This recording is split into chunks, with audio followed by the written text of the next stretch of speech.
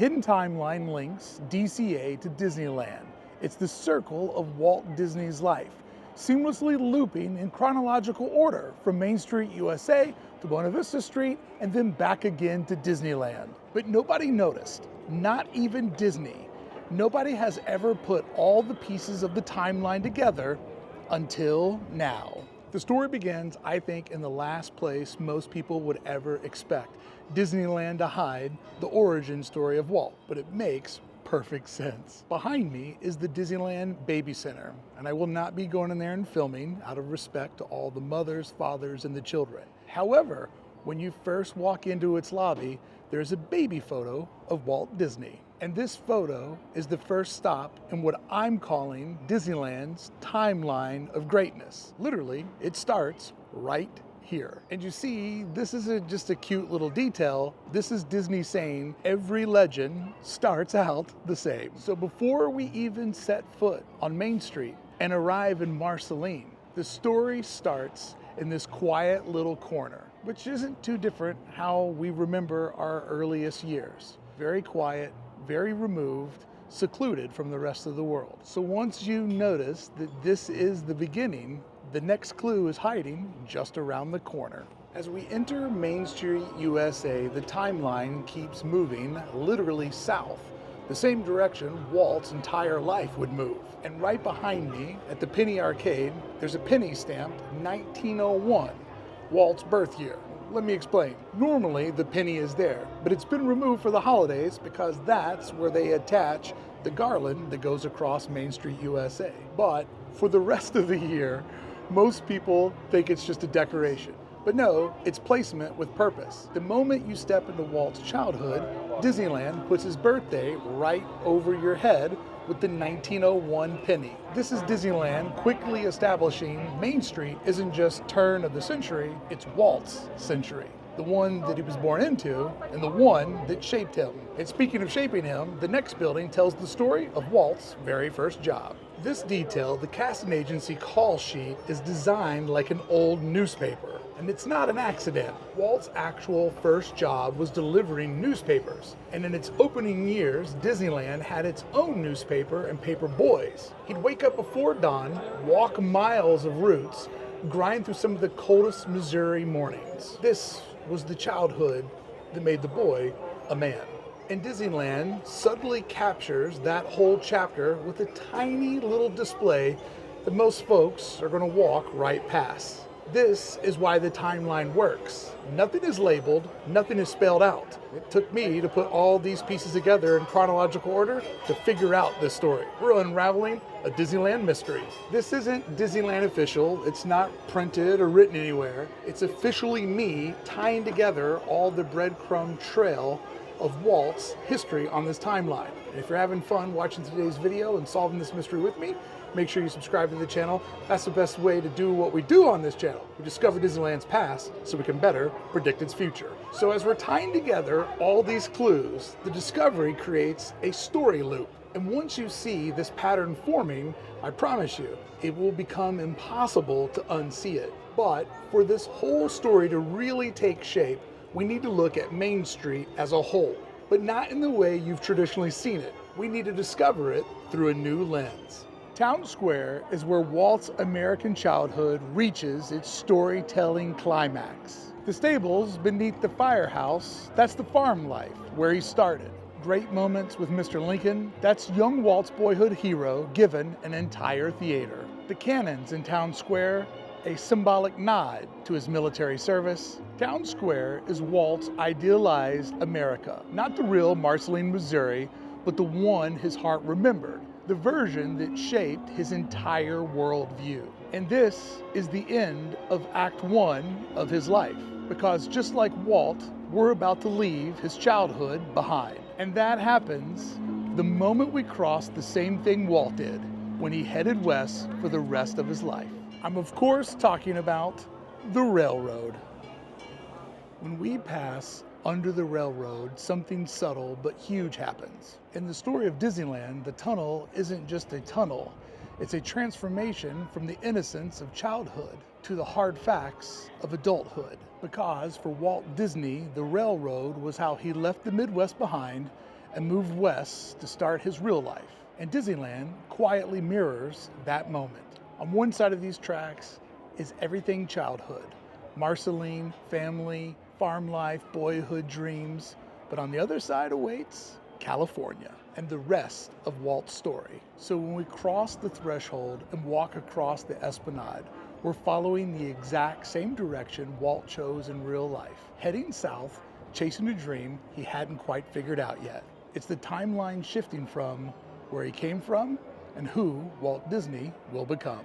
When you step into Buena Vista Street, you land right at the moment that Walt did in 1923 Los Angeles. Broke, determined, but hopeful. Disney California Adventure actually starts Walt's California chapter with a 1-2 punch. First thing we see is Oswald's, a tribute to the character Walt created and lost, and eventually reclaimed almost 80 years later after Walt was no longer with us. It's his first big lesson. Creative success can be taken from you, and this would not be a mistake that Walt would ever repeat for the rest of his career. An early lesson learned probably made everything else a whole lot better. And then just steps later, you pass Mortimer's Market, named after the original name for Mickey Mouse, before Lillian talked Walt into something way better and a whole lot catchier. So in just the first 50 feet of DCA, you see Walt's first heartbreak and the decision that led to his greatest creation. Most guests see a gas station and a fruit stand, but this is Walt's early California career told through architecture, and the details keep building. At the end of Buena Vista Street, we meet Walt, the version of him he was the moment he first arrived in California. He's young, he's tired, he's optimistic, he's hungry. He's not on a pedestal, he's not larger than life, he's eye level, just like us. You can walk up to him, stand right beside him, you can read the stickers on his suitcase, little clues about the towns, rails, and ideas that shaped him. And if you look at the bottom of his shoes, they say Marceline. A reminder, even when he arrived in California, Walt was still bringing his roots with him. This is Walt before success, before movies, before Disneyland, before becoming a legend. He's not finished, he's just getting started. And now that we've reached the exact midpoint of his timeline, it's the time to explore the chapter that everyone forgets. The quiet in-between years, where most of his big ideas are still forming. Once we leave young Walt on Buena Vista Street, the timeline does something subtle again. It stops giving us the highlights and starts giving us the humility. Because before there was success, there were the years where Walt was simply trying to survive in Los Angeles. And I think for those of us that came to California chasing a dream, we know how rough those lost years can be. But Hollywood Boulevard in DCA captures this perfectly. Not all the storefronts here are glamorous. Some are working class. And at the very end of the street, tucked in a corner, most guests never notice one of my favorite pieces of storytelling, La Brea Carpets. So why is a carpet store the emotional midpoint of Walt's journey? Let me explain. Because it represents the job Walt took for one day, selling vacuum cleaners door to door, and then calling back to the company, telling them where they could pick up their equipment because he just quit. I have done this before. It's a tiny detail, almost a joke, but it's also a reminder that even Walt Disney had lost years and worked jobs that he didn't want to do. It's refreshing to know that he had moments when things just weren't clicking. Most people's timelines hide these parts, but Disneyland built Walt's right into the park. And I, for one, find that so incredibly refreshing. And then the story surges upward, because the moment you step back and look at Carthay Circle, you're standing at Walt's first creative peak, the world premiere of Snow White and the Seven Dwarfs. This wasn't just a movie, this was the moment that changed everything.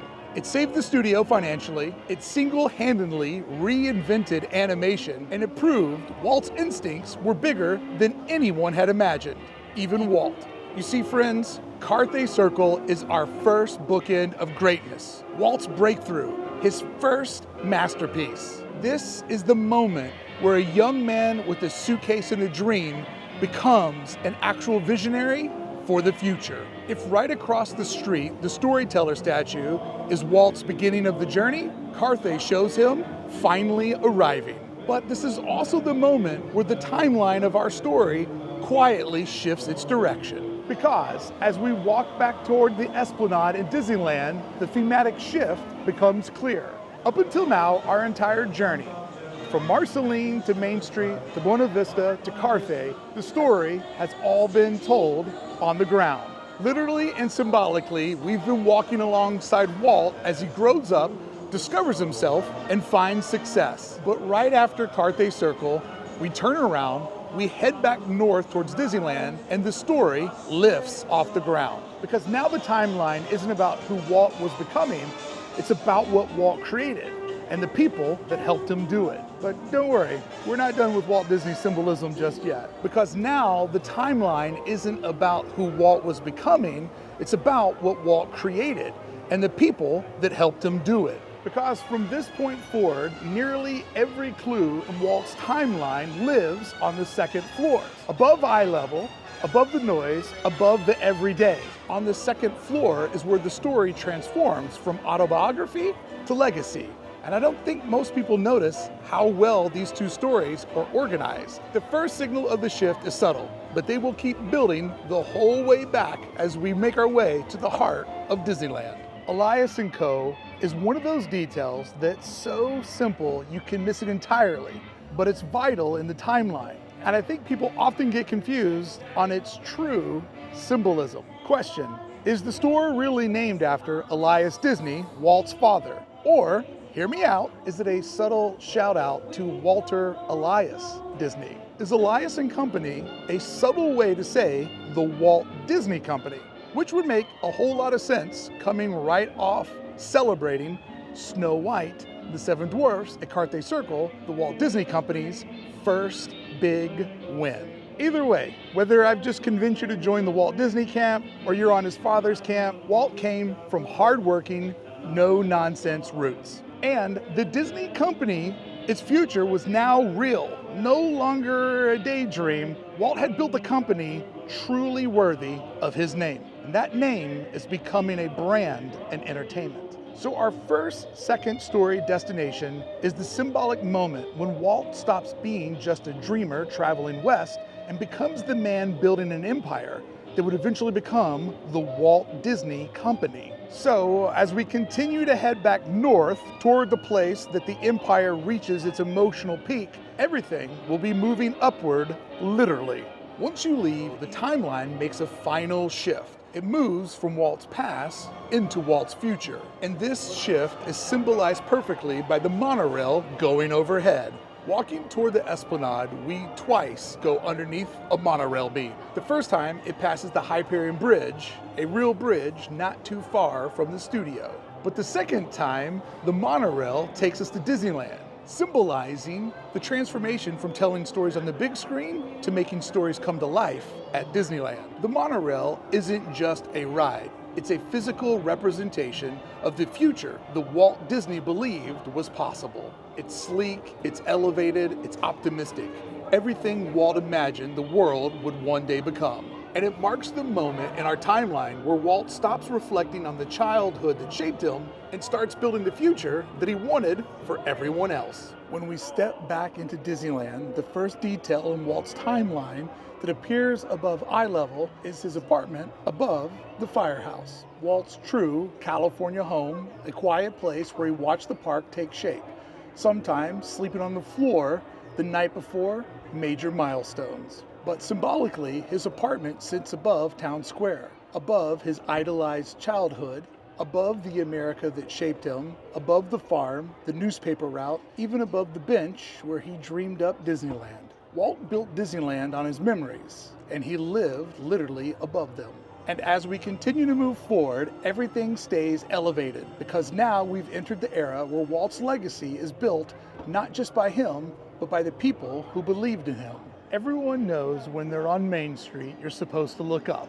The second story windows are the emotional peak where this timeline lives, because every single name you see up there, Lillian Disney, his father, his friends, his colleagues, represents someone who helped Walt's dreams become real. The windows aren't random.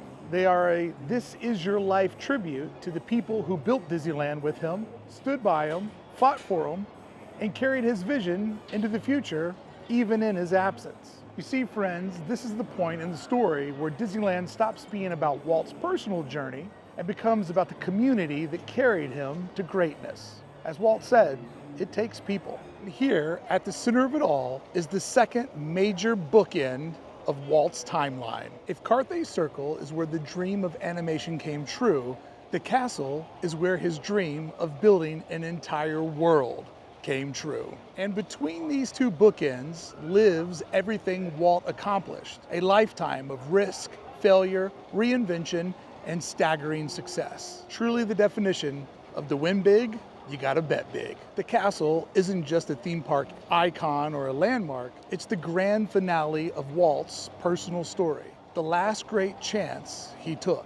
But the timeline, it doesn't end here, because there's one more version of Walt waiting for us. A last detail that perfectly ties the entire loop all together. But before we get to that version of Walt, let me show you my version of Walt and a little something new that I'm getting up to. Hey friends, today's video is sponsored by my friends over at Whatnot. And inside this box is the start of something I'm really excited about, because I've decided to start collecting Walt Disney items. And this is officially item number 1. I bought it while live streaming on Whatnot a couple of weeks ago, and ever since it showed up, I've been waiting to open it with you. You know how collecting works. You find that one thing that sparks everything else. And for me, it's Walt. His history, his creativity, his vision, I want a little piece of that on my shelf. I mean, when I'm in my office, there's no shelf behind me right now because I'm at the beach. If you haven't used Whatnot, it's a live stream shopping app where people buy and sell almost anything.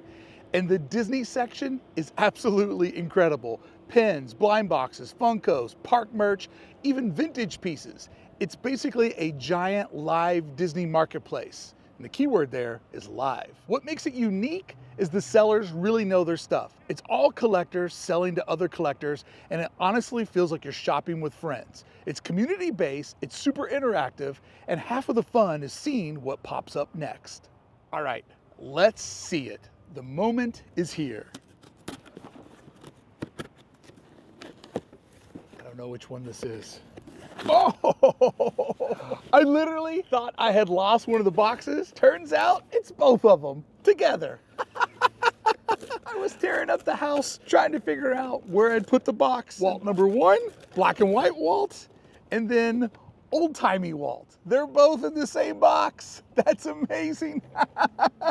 Walt holding up Mickey and Walt with Timothy. You have no idea how much I thought that I had lost one of these. Because I knew that it would be my fault and not theirs, because I bought it from a trusted seller, which means something on Whatnot. You know how I thought I'd lost a package? I sure do. They were both in the same box. Of course they were. So if you want to jump into collecting or just browse some really fun live streams, use my link to sign up for Whatnot. You'll get $15 off your very first purchase. The link is in the description box below, or you can scan the QR code on the screen. And I'm super excited to start my Walt collection. I have 2 pieces when I thought I was only gonna have 1. Thanks again to Whatnot for sponsoring today's video. Now back to our show. Now that we've walked the entire timeline from baby Walt to creative peak Walt, there's one final chapter, the partner statue. This isn't young Walt with a cardboard suitcase. This is the Walt at the end of his life, or maybe from his afterlife. Older, wiser, posed with confidence next to his best friend Mickey, wearing his Smoke Tree Ranch tie clip, and raised up, this time, not on the ground, but on a pedestal. He's no longer someone we can walk up to and stand next to. He's someone we look up to, literally and symbolically. And look what he's pointing toward. He's pointing right back down Main Street, down the timeline of his life, through the people who made his dreams come true. Back toward the railroad that brought him to California, over to Buena Vista Street, and the little statue of a younger man who dared to dream, and dream big. You see, friends, this is a perfect loop. A life story told across 2 parks, a timeline that most people never notice. But once you do, it changes everything. the way that it's all put in order as a timeline of greatness. This is how I tell the Disneyland story, but this is where the story really began. Watch this video next to see the first version of Disneyland Walt Disney built on the streets of Los Angeles. I'm Bricky. Thank you so much for showing up. I appreciate your time. Happy birthday, Walt Disney.